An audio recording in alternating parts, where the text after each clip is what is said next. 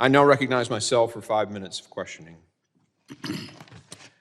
Mr. Secretary, you've issued guidance that directed DHS personnel to essentially disregard the INA shall detain language, meaning, disregard the laws passed by Congress. You've created pathways for tens of thousands of migrants from very specific countries to enter the United States directly without any law passed by Congress and in violation of the INA.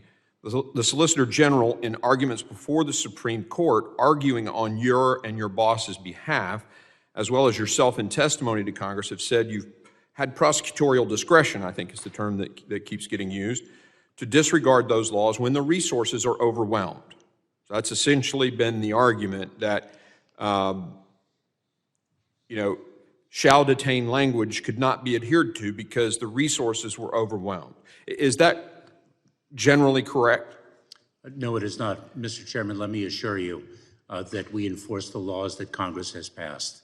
And that is the direction that I have given to the workforce throughout my tenure. Well, during the hearing or the court trial, Texas versus the United States, the Solicitor General made it very clear that the reason the policies that you've written have been written the way they've been written is because there's some form of discretion allowed to make the choice that we're not going to, follow the shall detain, and we can get thousands and thousands of examples of where that didn't happen.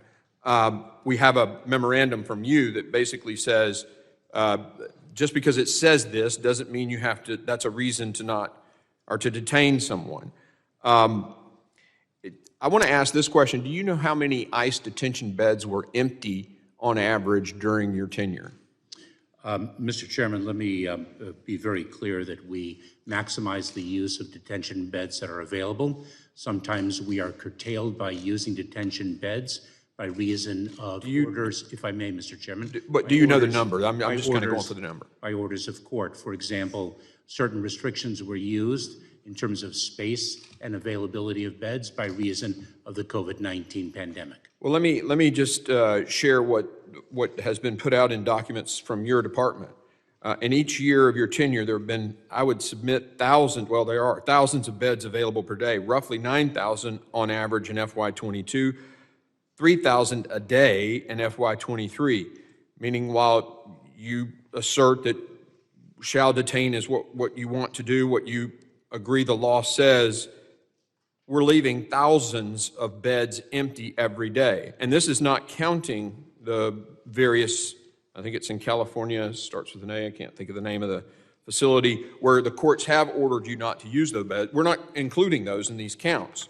And it's thousands, at least 3,000 a day empty, and yet the arguments before the Supreme Court and in your testimonies before here to Congress have been that the resources are overwhelmed and therefore we have to just catch and release these people into the country.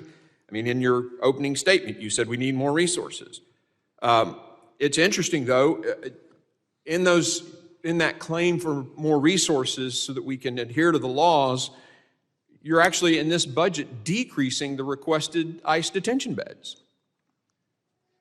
So that seems to me to be illogical. If the reason we can't enforce the laws as they're written on the books is because we don't have enough resources, there are thousands of empty beds, and we're going to ask for less beds in this budget.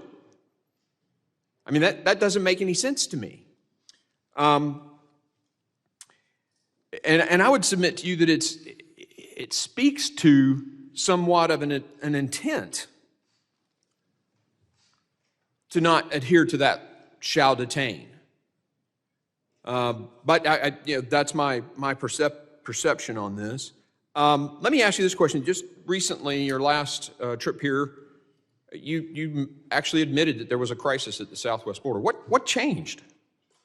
Mr. Chairman, nothing changed. I have recognized the enormous challenge that the southern border presents ever since I began my tenure, and actually well before that, then when I served as a deputy secretary. Let me ask this question then. When you came to Congress and said there was no crisis at the southern border in your first few trips here, no crisis, there's no, secure the border, secure, nothing changed between then and now you're saying it's a crisis? Mr. Chairman, I have never minimized the challenge that the southern border presents.